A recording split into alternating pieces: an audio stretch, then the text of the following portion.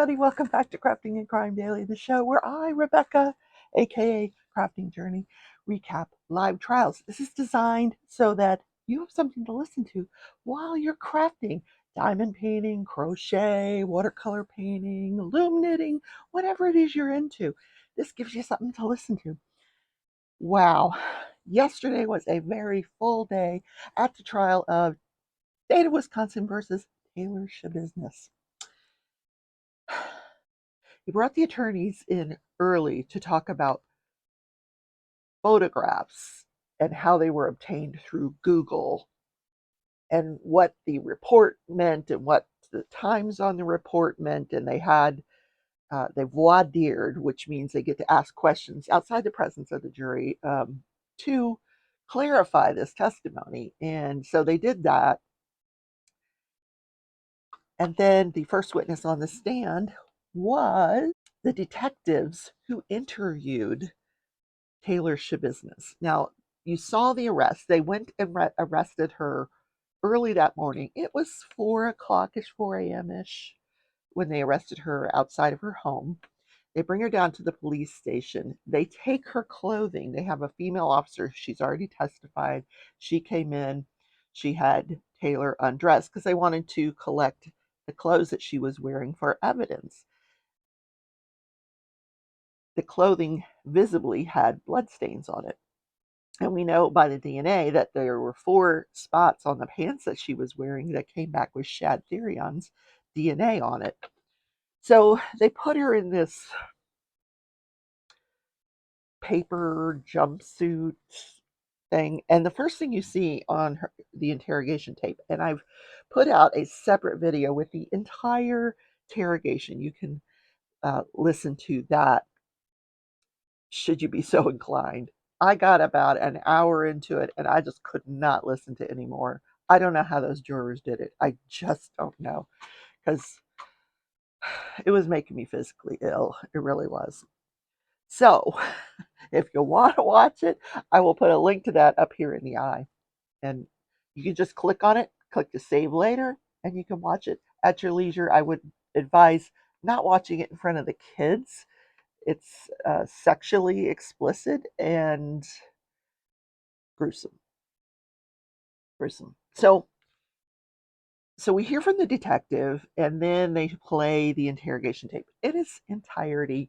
And so, like I said, the first thing you hear her doing is she's complaining about the outfit she's had. I never, what the, she's using the F word, and she can't believe that she's wearing this outfit, and it was weird. Her affect during this entire interview was, it was like she was talking to her girlfriends at lunch, like, what are we going to order off the menu? Like, just no emotion whatsoever when she was describing what she did to Shad Therion.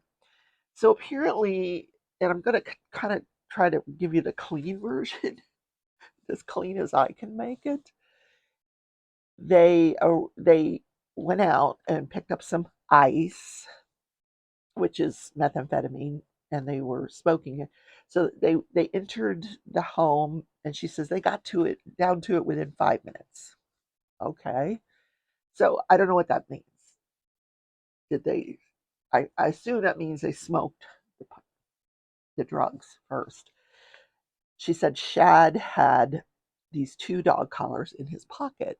She put one on. He put one on, and she rode him like a donkey. That's what she said. Yeah. So what she said regarding the ice, the methamphetamine, was we were smoking the bitch.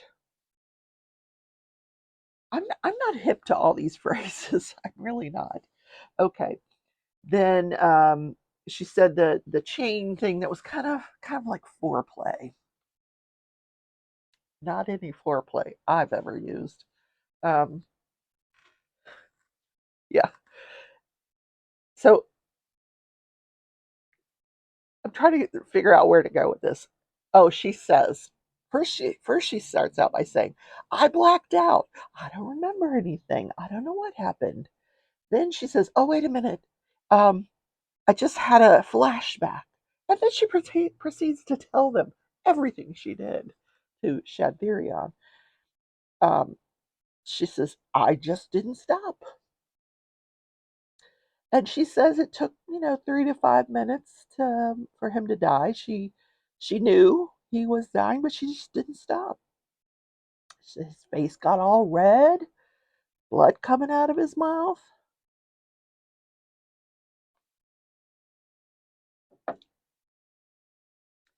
Then she said after he was dead, she laid there and she cuddled with him and had sex. And I'm not going to describe it anymore. If you want to know the rest, go listen to it. But she dismembered the body because she didn't want Shad's mom to come down and find her son dead in the basement. And she meant to take the bucket with her, but she got sloppy. That's her words, not mine. She got sloppy. So weird. So that like in the middle of this interrogation, she mentions that she's got these cuts on her hands, and they look at them, and um, they end up taking her to the hospital for treatment, bringing her back, and continuing the interrogation.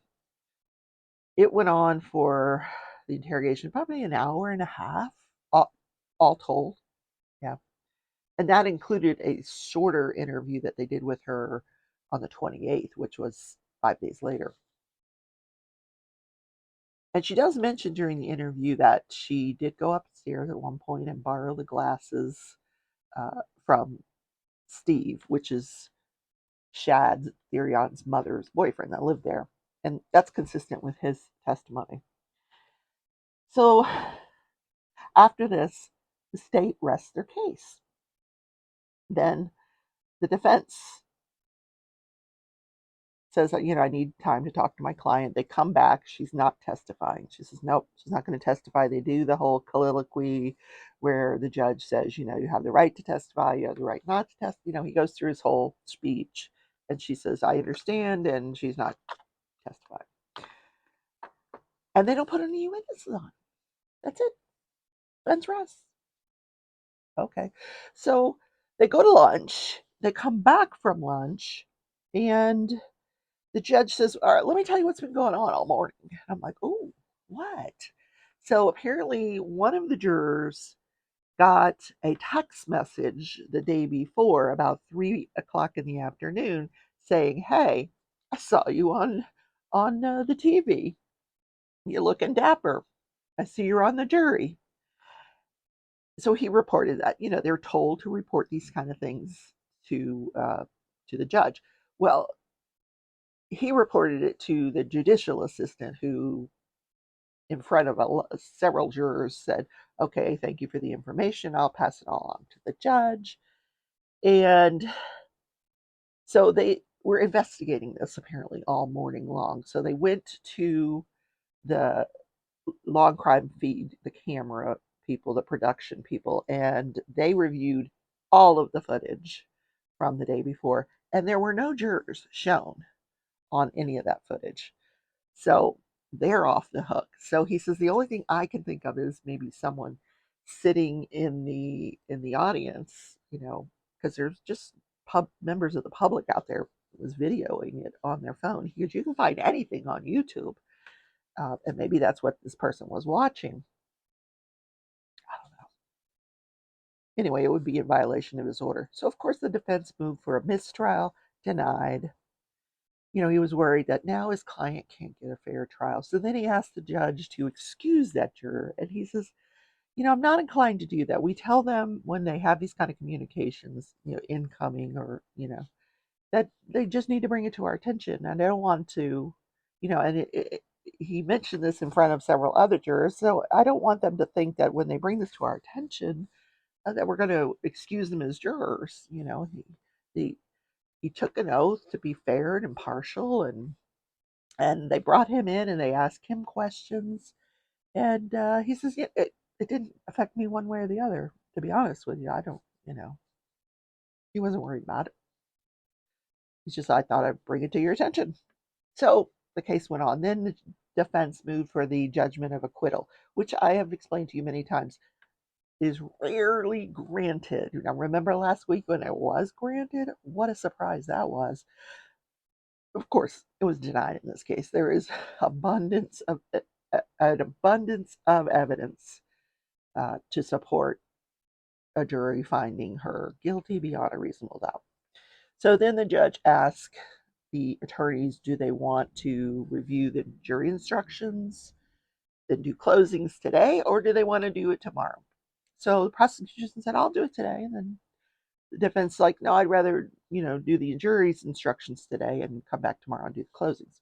So the judge says, well, I'll give you my decision later. He comes back and he says, no, we're going to do it today. So they do their closing arguments, and very succinct, very quick. Prosecution, 5 minutes, 10 minutes at the most. The judge read, they did the jury instructions, their work on the jury instructions, finalized them. Then the judge came back, he read the jury instructions to the jury, and then the prosecution got up to argue their closing statements. And his closing was basically he was arguing law. He went through the elements of each of the offenses. He said it's abundantly clear that all of the evidence in this case points towards intention. She testified that she knew he was dying and she just didn't stop. He went through the elements of the second charge, which is dismembering the body. And he said that was also intentional because that intent is one of the elements of that. And she showed intent by saying, listen, I didn't want mom to find the body, and she was going to take him with her. So this is how she was going to do it. Then we talked about the sexual assault, and she does talk about that during her interview. I mean, she confessed to everything. What is there to argue? So his argument was over very quickly. Then the defense got up and kind of just walked through the evidence and said, surprisingly, well, there were no eyewitnesses to this. No one saw her do it. You can't rely on anything she says. He said, when you hear her during the interviews, her behavior is very inappropriate. And I would agree, throughout this trial, she has been really inappropriate. She snickers, she scowls, she laughs at just weird things, weird times. And that's what she was doing during the interview. So he says, you can't believe everything she says. And he said, no one saw her driving the van. What? So, anyway. So the jury goes out at 4:52 p.m. and they are back in less than an hour with a verdict. Guilty on all counts. I'm going to show you the reading of the verdict here. It's very quick. Person? And my understanding is that the jury has reached a verdict. Is that correct? Yes. Right. If you would hand that to the bailiff then, please.